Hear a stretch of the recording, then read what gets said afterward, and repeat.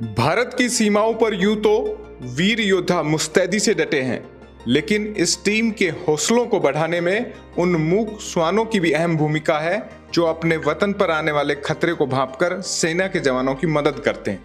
न केवल सीमा, साथ ही हाई रिस्क जोन में भी इनकी तैनाती रहती है। इन श्वानों का प्रशिक्षण अब राजस्थान के बीकानेर में भी हो रहा है। आप देख रहे हैं राजस्थान चौक।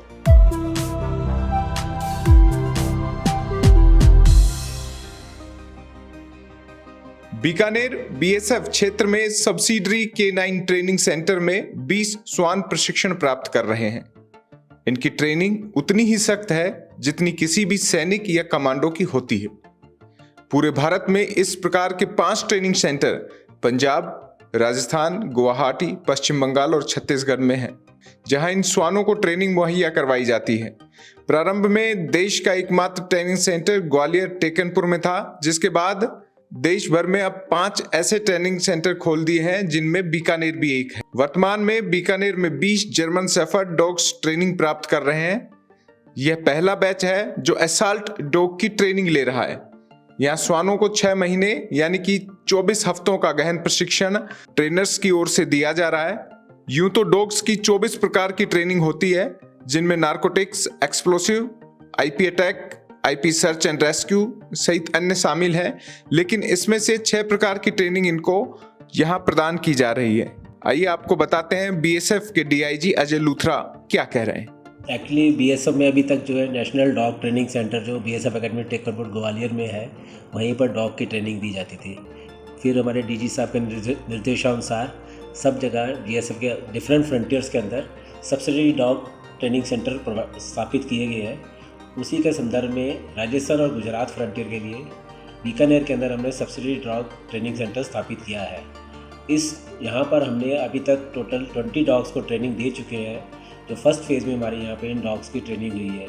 इसके बाद इन फ्यूचर में भी डिफरेंट फेजेस में कंटिन्यू प्रोसेस है और डॉग को ट्रेनिंग दी जाएगी। ये डॉग जो है अभी जो हम लोग है बिल्कुल असॉल्ट ट्रेनिंग के लिए इनको तैयार कर रहे हैं। इसके अलावा नारकोटिक्स, एक्सप्लोजिव्स और ट्रैकर डॉग्स, पेट्रोलिंग डॉग्स, इस तरह जो डिफरेंट टाइप्स की डॉग्स की कैटेगरी होती है, उस तरह से उनको ट्रेन किया जाएगा और फ्यूचर में उनको डिप्लॉयड किया जाएगा।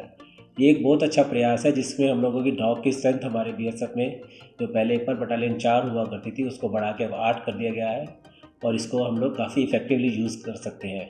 जैसा कि आप सब जानते हैं कि डॉग हमारा सबसे बड़ा एनिमल का एक सबसे बड़ा मनुष्य का सबसे वफादार एक प्राणी है और ये बहुत ही ज़्यादा सतर्क रहता है और ये हमारी बहुत मदद करता है। तो इसी को ध्यान में रखते हुए हम लोगों ने डॉग्स का काफ़ी ज़्यादा यूज़ करना शुरू कर दिया है। बीएसएफ के डीआईजी अजय लूथरा का कहना है कि 2 साल में इन प्रकार की ट्रेनिंग के 4 फेज चलेंगे। यह पहला फेज है।